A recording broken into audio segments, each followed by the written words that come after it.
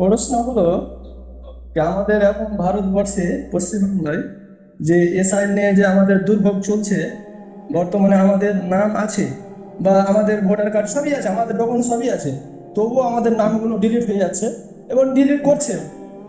কেউ বলছে করছে, কেউ বলছে ডিলিট হয়ে যাচ্ছে।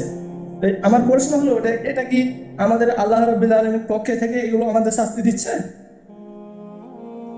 এতে কোনো সন্দেহ নেই, যা কিছু অনিষ্ট আসে, ওমা আসাবাকুম মিন মুসিবাতিন ফাবিমা কাসাবাত আইদিকুম ওয়া ইয়াফু আন কাসীর, আল্লাহ বলছেন তোমাদের যে কোনো মুসিবত আসুক না কেন, জালেমের জুলম হোক, শোষণ নিপীড়ন হোক, বৈষম্য হোক, হ্যাঁ, অবিচার হোক, হ্যাঁ, অশান্তি হোক, ব্যক্তি জীবনের, পারিবারিক জীবনের, শারীরিক, মানসিক, জাতীয়, আন্তর্জাতিক যত অশান্তি রয়েছে, সেগুলির কারণ হচ্ছে ফাবিমা কাসাবাত আইদিকুম, তোমাদের কৃতকর্ম, মানুষের পাপের ফল।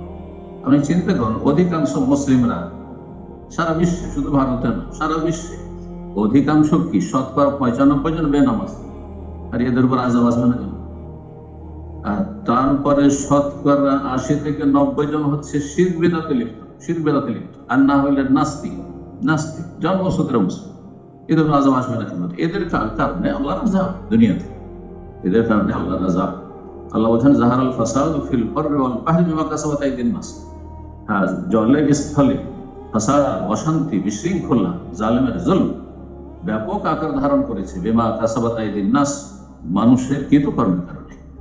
আল্লাহ আগের আয়াতে বলছেন ওয়াইয়াফান কাসীর, বহু আল্লাহ মাফ করে, বহুবার, বহু ক্ষেত্রে, বহু বছর আল্লাহ মাফ করেছে।